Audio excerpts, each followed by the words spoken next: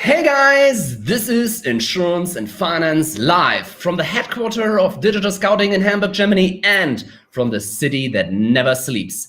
Last year in 2020, we had them all. Entrepreneurs, unicorn entrepreneurs, billionaires, regulators, movers and shakers of finance and insurance. And in order to crush it in 2021, we have him here, star investor, multi-entrepreneur, best-selling author, CEO of Vaynerchuk Media, and future owner of the Jets. Thank you very much for being here, Gary. Thank you so much, Robin, for having me. Let's start with a question that's personally my most favorite one. Last time we met in London office, I gave you a jersey of my beloved Hamburg Sports Club. Yeah, and I asked you to at least consider buying them first and then the Jets, just as a pilot. Do we get a deal, no deal, or maybe a polite maybe? It's much more in between maybe and no deal, in the most polite way, because I adore you and I'm happy to be on your show. Thank you. Okay. Thank you very much. At least I will try every time. Maybe we'll be successful one. But we won the Champions League in 1983, so at least something is there. But let's get serious. Let's talk about insurance. And by the way, if you're out there, please do not hesitate to share, comment, hug your phone in order to show the algorithms that you love this show. We are on Facebook, LinkedIn, YouTube, Twitter, and also on TikTok. And we will also get questions from you. And don't hesitate to ask Gary questions. Insurance. My big question to you is, how do you as a private person or as a company buy insurance? And maybe you can tell a little bit more about that. This would be, I think, super interesting for everybody out here. With insurance, with money management, with all serious things, I, as a human being, am very similar to a lot of the world, which is not very educated, often. Like many others, it's based on relationships. My early insurance buying was done because my dad was buying his store insurance from somebody. Later on, my story was, I was selling a lot of wine to a lot of people as my career was blossoming, and I met a lot of significant insurance leaders. And so bought insurance from a couple of other individuals along the way. For my company, when we started hiring people like CFOs and things of that nature, they came with their proper, relationships of the past. So my career around insurance has been pretty much predicated on relationships, which is really very common for the industry. What I think is more interesting to me, and you've been a big, case study to this, is I'm blown away in happiness of how much my thesis of Crush It that I wrote, in 2009 has become real for insurance sellers, especially with the massive explosion of LinkedIn, right? Marcel, Christopher, Dr. Matthias, all leaving comments right now. We see your comments, by the way, so feel free to leave them. Linked all on LinkedIn, by the way. LinkedIn has become an incredible social network for B2B behavior-driven individuals. And I think the consideration to do business with insurance companies and insurance agents through that behavior has been massive, and I think will continue to grow, and for sure has started becoming a bigger part of my consideration.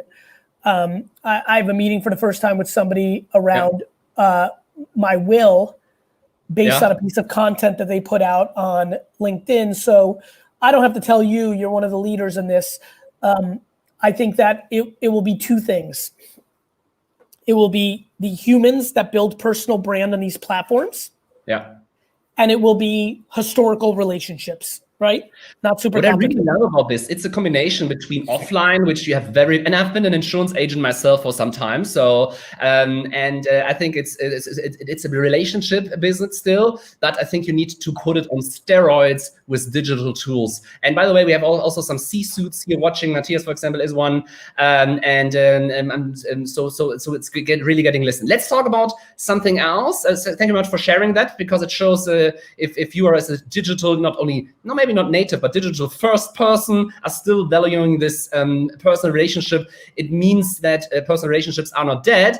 But let's talk about that for a second. I'm sorry. Let's talk about that. I believe that digital relationships are the gateway to actual relationships. Yeah.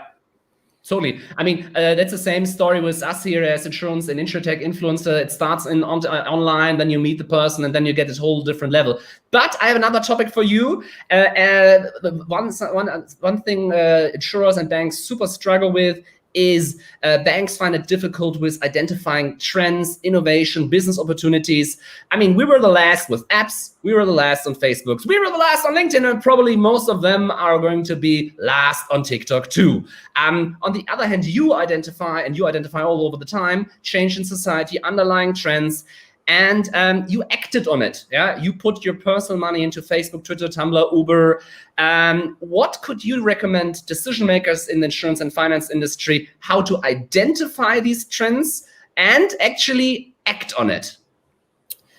On number 2, do not use regulation as an excuse. Right? It's the number one thing that everybody in this industry does. Oh, I can't do that. It's not allowed. It is. Certain things are not allowed. Lots of things are not allowed in society. You can't take a knife and stab somebody. Not allowed, but you're allowed to be a human. Well, guess what? You're allowed to post content. You're not allowed to make claims that are not true. You're not allowed to share people's personal information. So for number 2, how to act on it, by not using legalities and rules as a stopper. As far as number 1, it's kind of like exercise. I spend, even though I'm busy and have a lot of things to do, I spend meaningful time trying to look at the top apps downloaded on the App Store, to follow and read publications that talk about emerging tech, to looking at comments on social media and seeing what's trending. I make it my job to pay attention to who's up and coming as an influencer, as a music artist, and as and definitely as apps. And I appreciate what was just thrown up there. Thank you, Dr. Matthias. It's true. Regulation in the financial services, insurance, and other categories has been a constant excuse for not making content on the internet. So that's my answer, Robin. I think it comes down to looking for it. I just today talked to a reinsurer, and we also love with reinsurers, not only direct insurers, and he said they are worried about the webinar because it could have some cartel consequences. I'm like, guys, it's in the internet. I mean, don't worry too much about it. I think it's super important that what you say is that you, as a worldwide brand, as an entrepreneur of several large companies, and not to forget that one, that you still spend time yourself on the internet and test this out and do not delegate it. I think that's a super strong message to all decision makers out there. Spend the time, half an hour a day, whatever it is, do that, and just delete a senseless meeting. Another topic I would love to talk about is consulting, because our industry has always been allergic for consulting. And I mean, VaynerMedia is not only an agency, I would say, but it's actually a consulting company, because I've been also, with your London office a little bit. What do you say to people in the insurance industry that say, nah, we don't need any help and any consulting? Or do you also hear this in other industries? Every industry. Consulting's scary, right? To get paid for thinking scares people. I understand that. As a matter of fact, to your point, VaynerMedia, it took us 10 years to start doing consulting, because I realized so many people wanted our brains, but didn't want to pay for us to execute it, which was fine by me. I'm to be honest with you, I'm agnostic to that. I don't really have a passion to get money for something that people don't want to spend for. On the flip side, once we realized how to, in essence, produce $1 million consulting product for $150,000, it became one of our biggest parts of our business. So I think consulting's scary. I for one, am not a big fan also of doing it. However, the couple times I've done it, it's been really valuable, because the information, knowledge is power. Yeah. And if you're unable to get specific, here's what I would say about consulting. I can sit here and talk about social media marketing and brand building in a way that's very advanced for free.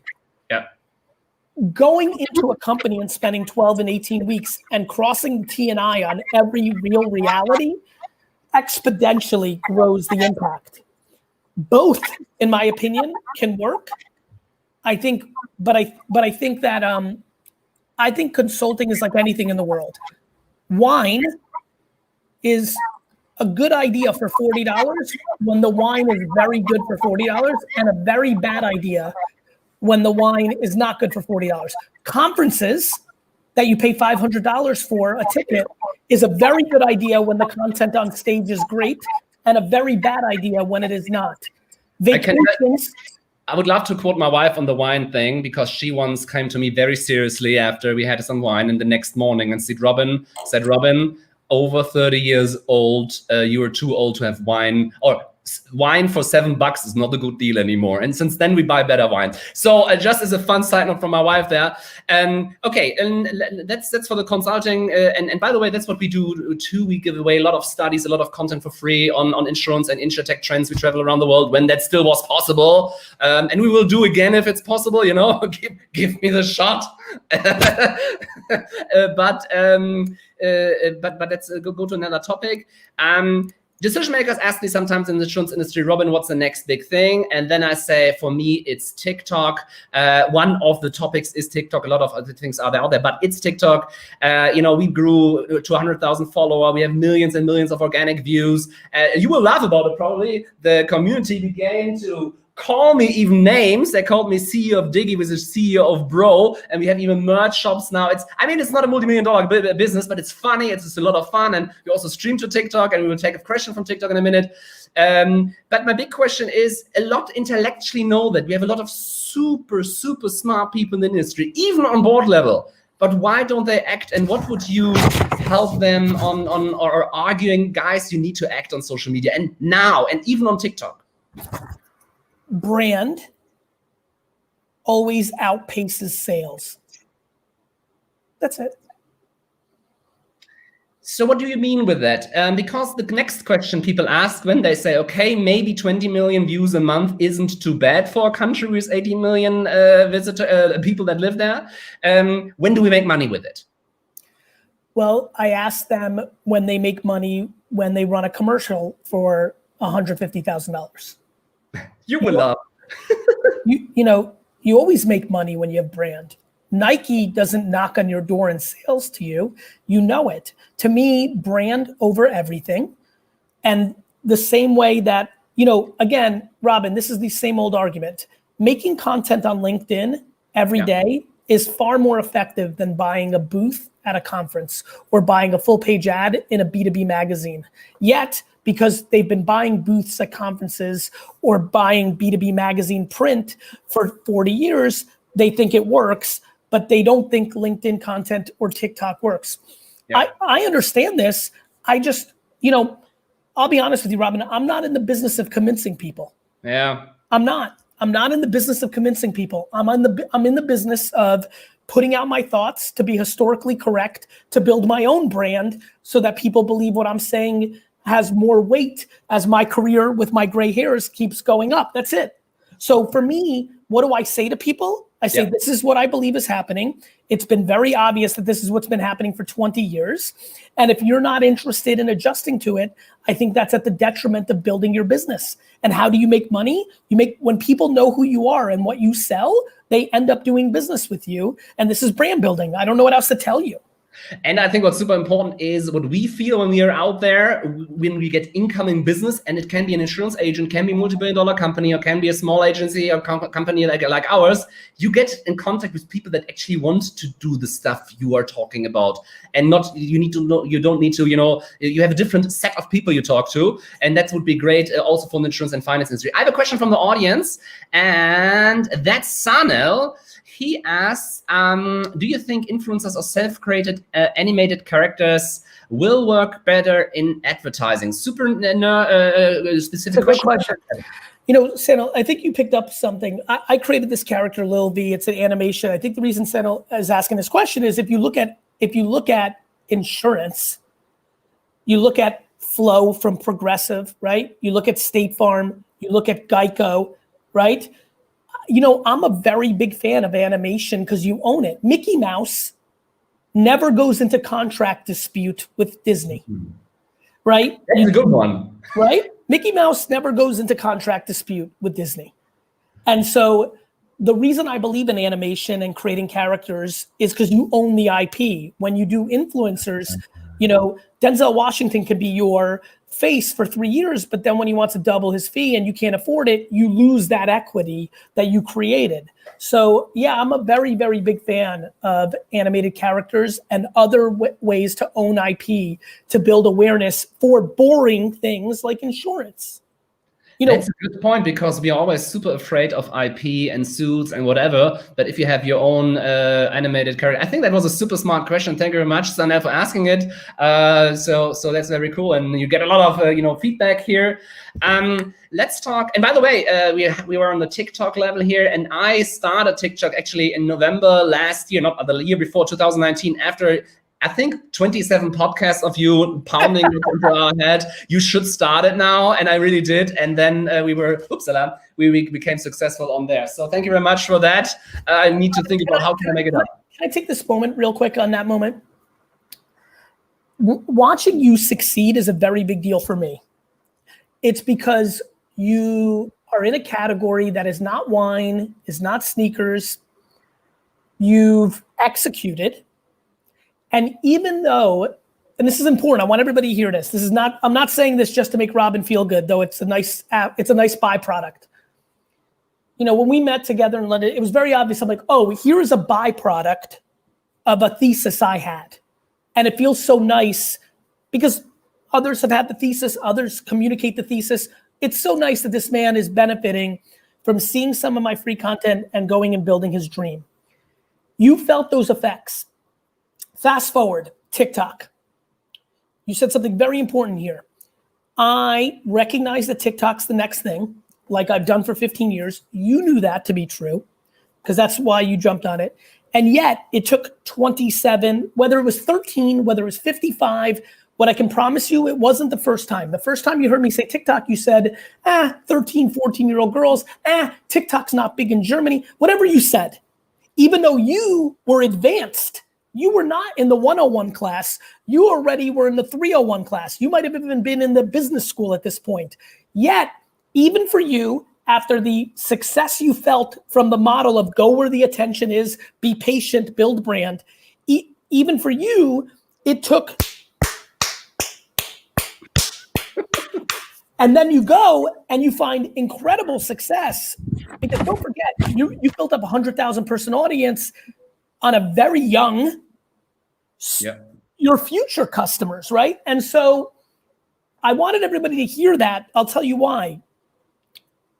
Doing new things, taking the risk of doing it in new platforms, and I know what everyone's thinking, having the potential for it to be a waste of time.